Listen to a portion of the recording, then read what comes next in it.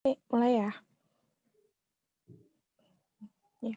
Assalamualaikum warahmatullahi wabarakatuh. Kami dari kelompok virus Ebola akan menjelaskan tentang virus Ebola. Di sini sebelumnya kami mau memperkenalkan anggota-anggota kami, yaitu pertama ada Anggi, ada Sabrina, dan ada saya Emira. Di sini kita akan menjelaskan tentang virus Ebola.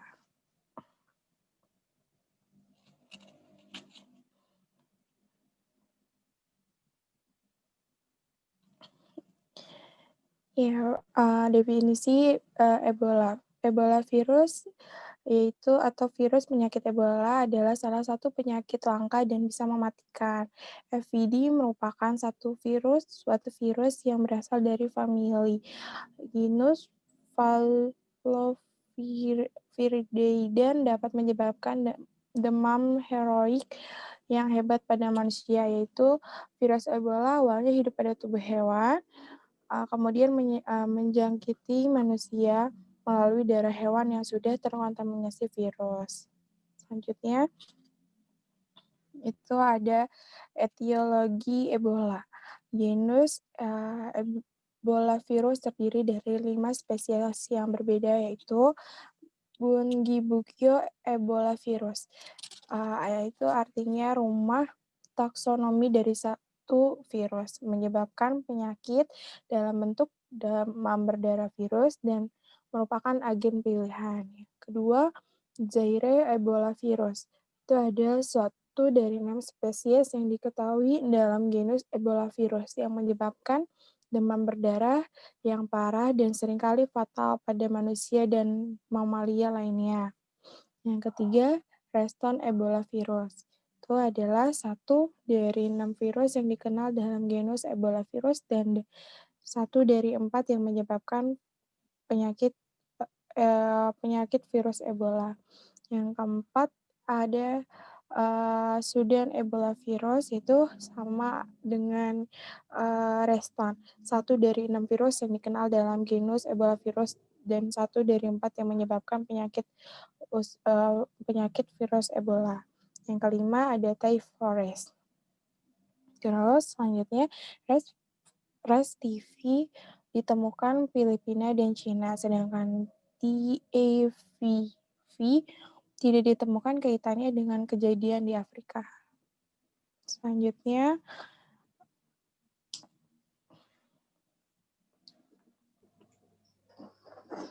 ya baik. Selanjutnya tentang persebaran geografis Ebola akan dijelaskan oleh saya, Sabrina. Jadi seperti yang teman-teman bisa lihat, untuk daerah atau wilayah yang ditandai dengan simbol titik merah adalah lokasi dilaporkannya wabah Ebola Reston yang terjadi pada hewan. Wabah Ebola Reston atau yang tadi teman-teman sudah dengar itu RSTV. Kemudian ada simbol bintang. Bintang ini adalah lokasi dilaporkannya wabah Ebola atau kasus yang terisolasi. Kemudian ada garis putus-putus yang juga mencakup Indonesia. Itu adalah daerah tempat persebarannya hewan kelelawar buah yang menjadi inang utama dari virus Ebola ini. Kemudian untuk wilayah yang berwarna kuning adalah negara dengan bukti-bukti serologis. Kemudian untuk wilayah yang berwarna pink atau merah muda adalah negara dengan kasus impor Ebola pada manusia atau yang mulai tertular pada manusia. Selanjutnya adalah yang berwarna orange. Orange di sini adalah negara yang melaporkan wabah virus Ebola. Di sini mulai terjadi. Kemudian untuk daerah yang berwarna biru muda, yang kecil di sana adalah negara yang melaporkan kasus wabah Ebola Reston yang ditularkan dari monyet dari Filipina. Kemudian untuk yang berwarna biru toska adalah negara yang melaporkan wabah Ebola Reston yang terjadi dari monyet ataupun babi domestik. Kemudian untuk yang berwarna abu-abu yang sangat kecil sekali, itu tidak ada penerapannya sama sekali. Seperti yang sudah dijelaskan sebelumnya. Next.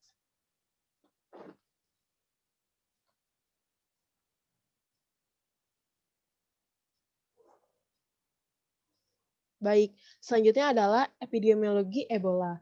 Di sini adalah virus Ebola pertama kali diidentifikasi atau ditemukan di daerah Sudan dan di wilayah yang berdekatan dengan Zaire.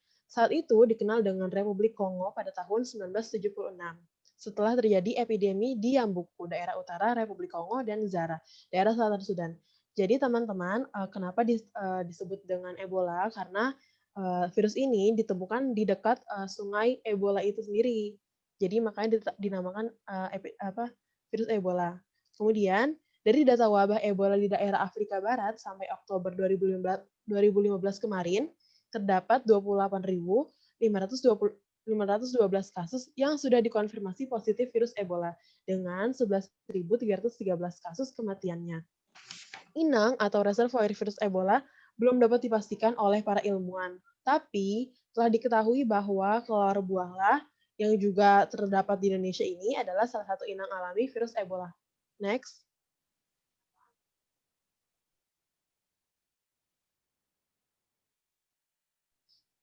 Ya, jadi virus Ebola ini juga telah dideteksi pada beberapa hewan, seperti daging simpanse, gorila, dan kijang liar.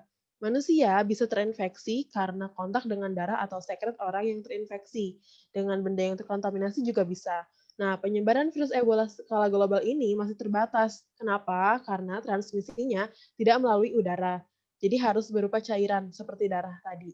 Dan waktu yang diperlukan virus ini untuk menginfeksi dari satu individu ke individu lainnya cukup memakan waktu yang lama. Nah, untuk highlight-nya di sini adalah penyakit ini bisa dikaitkan dengan kebiasaan manusia, terutama di daerah Afrika yang memiliki kebiasaan mengonsumsi daging hewan liar.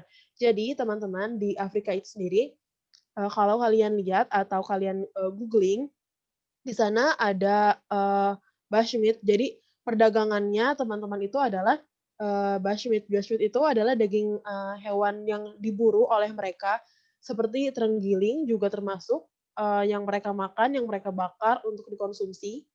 Jadi tidak heran kenapa banyak virus yang menjangkit daerah-daerah Afrika karena kebiasaan mereka itu sendiri juga seperti itu, kurang higienis dan kurang bisa memasak daging yang akan mereka makan itu dengan steril. Ya, jadi yang bisa kalian lihat di sini ada gambarnya, yang dicurigai atau yang dalam tanda kutip, inangnya adalah kelelawar buah. Kemudian dia ini menginfeksi atau menularkan virusnya dari hewan-hewan yang juga memakan buah seperti ada simpanse, ada tikus, gorila, kijang yang juga memakan buah. Akhirnya mereka itu yang dikonsumsi oleh manusia, akhirnya manusia pun tertular dari mereka seperti itu. Next.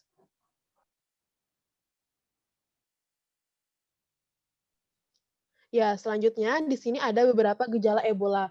Jadi untuk pasien-pasien Ebola ini bisa diketahui dari beberapa gejala seperti demam, kelelahan, kemudian juga ada sakit kepala, ada juga mual, ada juga muntah. Biasanya muntah ini disertai dengan darah. Kemudian diare juga diarenya juga berdarah. Kemudian juga ada batuk, batuknya juga berdarah. Kemudian ada bleeding. Bleeding ini adalah seperti mimisan atau dari mulut. Nanti kalian bisa lihat oleh pemaparan teman saya, situ ada gambarnya bagaimana pasien Ebola ini mengeluarkan darahnya dari hidung maupun mulut. Terima kasih. Selanjutnya. Baik, terima kasih. Selanjutnya saya akan menjelaskan yaitu pasien Ebola. Di sini pasien Ebola yaitu masa inkubasi, yaitu interval waktu dari infeksi dengan virus untuk timbulnya gejala adalah 2 sampai 21 hari. Manusia tidak menular sampai mereka mengalami gejala-gejala pertama dalam virus Ebola di sini. Pertama yaitu pasien mengalami pendarahan di hidung. Pendarahan pada hidung pasien ciri khas dari gejala Ebola dan muntah darah, batuk darah, buang air darah besar, dan berdarah. Masa inkubasi penyakit ini antara 2 sampai 21 hari. Pada hari ke-6, darah akan keluar dari hidung, mata, dan telinga. Selain itu akan keluar cairan hitam yang merupakan jaringan tubuh yang hancur. Selanjutnya yang kedua yaitu pasien mengalami peradangan pada tenggorokan. Sakit tenggorokan ini diikuti dengan muntah, diare, ruam, gejala gangguan fungsi ginjal, dan hati. Dalam beberapa kasus, baik interval, gangguan fungsi ini merupakan pendarahan, misalnya pendarahan pada gusi, dan pendarahan pada daerah tenggorokan. Yang ketiga yaitu kulit pasien melepuh. Pada hari ketiga, virus Ebola mulai memperbanyak diri dan menyerang darah, sel darah mati, dan menyumbat kapiler darah, sehingga kulit nampak memar, melepuh, bahkan seperti kertas basah. Selanjutnya yaitu tahapan Ebola atau EVD. Pertama yaitu virus Ebola mengalami infeksi subjek. Virus Ebola ini mengalami kontak dengan cairan tubuh dan sekret. Pasien terinfeksi, terinduksi, atau melalui sirkulasi darah. Selanjutnya yaitu replika pada sel target utama. Sekitar 1 sampai setelah infeksi, virus mulai melakukan replikasi sel-sel yang merupakan target utamanya yaitu sel endotel, fagosit, monokuler, dan hepatosis. Ketiga yaitu virus mengalami sistem kekebalan dan sintesis protein. Virus kemudian mengambil alih sistem kekebalan dan sintesis protein dari sel-sel yang terinfeksi. Barulah kemudian virus Ebola mulai mensintesis glikoprotein yang membentuk trimethyl kompleks dan berfungsi mengikat virus ke sel-sel endotel yang melapisi permukaan interior pembuluh darah. Glikoprotein yang juga membentuk protein dimer yang memungkinkan virus menghindari sistem kekebalan tubuh dengan menghambat langkah-langkah awal aktivitas neutrofil. Selanjutnya yaitu pelepasan sitokin yang berhubungan dengan demam dan peradangan. Kehadiran partikel virus dan kerusakan sel yang dihasilkan menyebabkan pelepasan sitokin yang berhubungan dengan demam dan peradangan. Efek sitokin ini menginfeksi di sel-sel endotel, menghilangkan integritasi dan vaskuler. Selanjutnya yaitu pendarahan internal dan eksternal sampai tahap masif. Tanpa integritas pembuluh darah, kebocoran darah, serta tempat menimbulkan peredaran darah internal maupun eksternal ini sampai tahap masif dan bahkan dapat menyebabkan shock hemofilamik. Selanjutnya yaitu pencegahan Ebola. Pencegahan Ebola dapat dilakukan yaitu pertama, tidak berpergian ke daerah-daerah yang sedang dilanda wabah Ebola atau daerah yang memiliki riwayat wabah Ebola. Kedua, yaitu menghindari makan makanan daging, hewan, atau buruan. Mengurangi resiko satwa liar ke manusia atau kontak dengan hewan kelelawar, terinfeksi atau monyet kera yang dikonsumsi daging mentah mereka. Hewan yang mati harus ditangani dengan sarung tangan dan pakai pelindung yang sesuai dengan lainnya. Mengurangi resiko penularan manusia ke manusia lain dengan kontak langsung dengan gejala Ebola. 3, yaitu menghindari kontak langsung dengan pasien yang terinfeksi Ebola. Keempat, yaitu tidak menyentuh hewan daging mentah dan hewan mati tanpa perlindungan atau alat APD yang lengkap. Selanjutnya, kesimpulan akan dibacakan oleh moderator. Ya, dari kesimpulan penyakit Ebola itu, Ebola adalah salah satu penyakit langka dan mematikan. Ditemukan pertama kali di dekat sungai Ebola di Kongo pada tahun 1976. Manusia dapat terinfeksi melalui darah, keringat, saliva, dan cairan tubuh lainnya. Ebola bisa dicegah dengan tidak bersentuhan langsung dengan pasien terinfeksi dan tidak memakan daging hewan liar ataupun seperti mentah. Mungkin itu saja yang bisa dijelaskan dari penyakit virus Ebola. Kami dari kelompok penyakit Ebola